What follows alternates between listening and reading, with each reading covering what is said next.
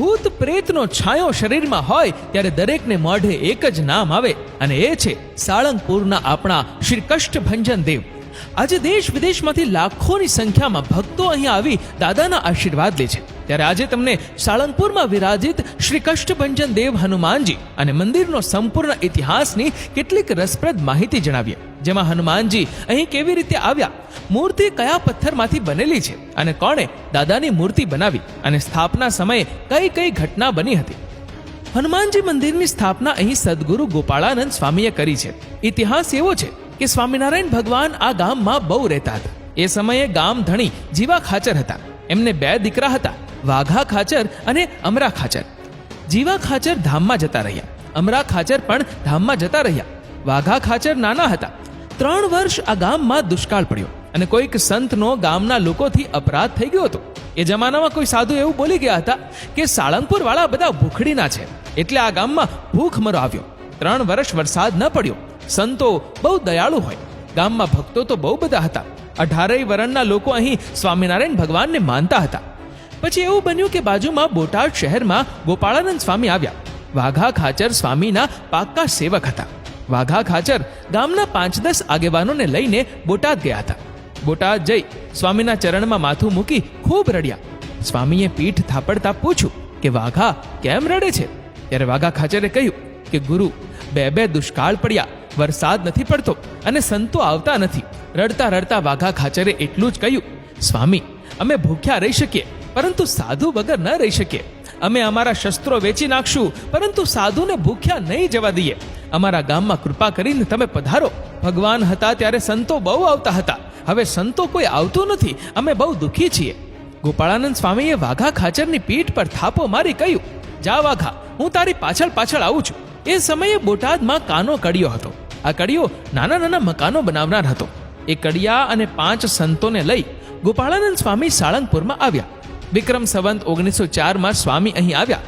આખા ગામ ફરતે સ્વામીએ પ્રદક્ષિણા કરી. ગામ ફરતે પ્રદક્ષિણા કરી સ્વામીએ ગામમાં રહેલા સૌથી મોટા પાળિયા પર હાથ મૂકી પૂછ્યું, વાઘા, આ કોણ છે? વાઘા ખાચરે કહ્યું, સ્વામી, આ તો મારા પિતાના પિતા જે ધર્મ માટે ખપી ગયા હતા એ અદા બાપાનો પાળિયો છે.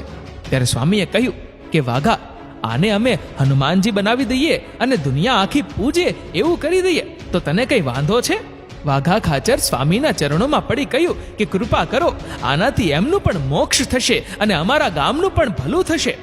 પછી અહીં રહેલા દરબારગઢમાં એ પથ્થર લાવ્યા.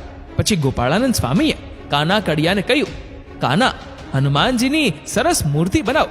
કાનો કડિયો સ્વામીને કહે, સ્વામી, હું તો દિવાલો બનાવનાર માણસ છું, શિલ્પી નથી, મને મૂર્તિ બનાવતા ન આવડે. સ્વામીએ કાનાને પાસે બોલાવી 2 હાથથી માથું પકડી અને કહ્યું કે જા, તારાથી મૂર્તિ સરસ થશે. સ્વામીએ કાગળ પર દોરી કાનાને કહ્યું કે લે, આવી મૂર્તિ કરજે. પછી ગોપાળાનંદ સ્વામી કહેતા ગયા કે મૂર્તિ તૈયાર થાય એટલે અમને સંદેશો મોકલાવજો, અમે આવીશું. 5.5 મહિના આ મૂર્તિનું કામ ચાલ્યું. પછી સ્વામીને સમાચાર મોકલાવ્યા.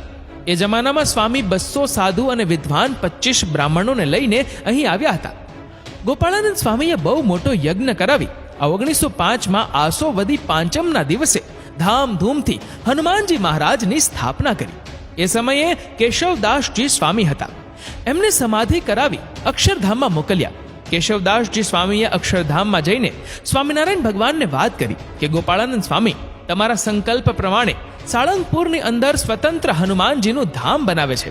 ત્યારે સ્વામિનારાયણ ભગવાને ત્યાં બેઠા બેઠા વરદાન આપ્યું કે જે હનુમાનજી મહારાજને બેસાડવામાં આવશે તે જીવ પ્રાણી માત્રના કષ્ટોનો નાશ કરશે, એટલે એનું નામ કષ્ટભંજન દેવ પડ્યું. બીજું એમણે એમ પણ કહ્યું કે કોઈ નાળિયેર કે તેલ ચડાવશે, થાળ ધરાવશે, એમને તમામના મનોરથ હનુમાનજી મહારાજ પૂરા કરશે. પછી કેશવદાસજી સ્વામી સમાધિમાંથી જાગી ગોપાળાનંદ સ્વામીને તમામ વાત કરી. પછી ગોપાળાનંદ સ્વામીએ લાકડી દાઢી સાથે ટેકવીને હનુમાનજીની મૂર્તિની આંખમાં આંખ મેળવી ત્રાટક કર્યું. સ્વામીએ અષ્ટાંગ યોગ સિદ્ધ કરેલો હતો. આ ત્રાટકથી મોટા અવાજો થવા લાગ્યા. એ સમયે ગોવિંદાનંદ સ્વામી આરતી ઉતારતા હતા. ત્યારે મૂર્તિ આખી ધ્રુજવા લાગી. ભયંકર અવાજો ભક્તો સહન ન કરી શક્યા. એટલે ગોપાળાનંદ સ્વામીનો હાથ પકડીને ભક્તોએ કહ્યું કે ખમૈયા કરો સ્વામી. એટલે સ્વામીનું ધ્યાન તૂટી ગયું. સ્વામીએ કહ્યું કે થોડી વાર જો જાળવી ગયા હોત તો મારે આ હનુમાનજીને બોલતા કરવા હતા, પછી હનુમાનજી ખડખડાટ હસવા લાગ્યા એટલે સ્વામીએ કહ્યું કે તમારે હવે આમ જ રહેવાનું છે. પછી સ્વામીએ કહ્યું, આજથી હું તમારું નામ કષ્ટભંજન દેવ પાડું છું અને અમારી તમને વિનંતી છે કે અહીં જે કોઈ જીવ પ્રાણી આવે તેના ગુનાઓ સામે જોવાનું નહીં અને માત્ર ને માત્ર તેના દુઃખ દૂર કરવાના છે. પછી વાઘા ખાચરે કહ્યું કે સ્વામી, અમે હનુમાનજીને ભોગ શેનો ધરાવ્યા? સ્વામીએ કહ્યું કે એક સ્વામીએ તમને ભૂખડીના કહ્યા હતા ને, હવે બધાને સુખી કરવા છે તો સુખડીનો ભોગ ધરાવજો. હનુમાનજી મહારાજ પાસે જવા માટે પૂજારીએ નિયમમાં રહેવું પડે છે. સ્નાન કર્યા પછી પૂજા કરવા જતી વેળાએ કોઈ સાધુ પણ અડી જાય તો પણ ફરી સ્નાન કરવું પડે અને બીજા કપડાં પહેરવા પડે. વર્ષની અંદર 20 વારથી વધુ અન્નકૂટ ધરાવાય છે. મિત્રો, આજે હજારો શ્રદ્ધાળુઓ સાળંગપુર જઈને પોતાના ઉપર કોઈ ભૂત પ્રેતના છાયા હોય તો એને દાદા હનુમાન મટાડે છે એવી માન્યતા સાથે જાય છે અને દાદા એનું દુઃખ દૂર કરે છે. શ્રદ્ધા અને વિશ્વાસની આ વાત છે. બાકી વિજ્ઞાન એક બાજુ અને આપણા દાદા હનુમાન એક બાજુ. તમારું શું કહેવું છે મિત્રો? કમેન્ટમાં જરૂરથી લખજો.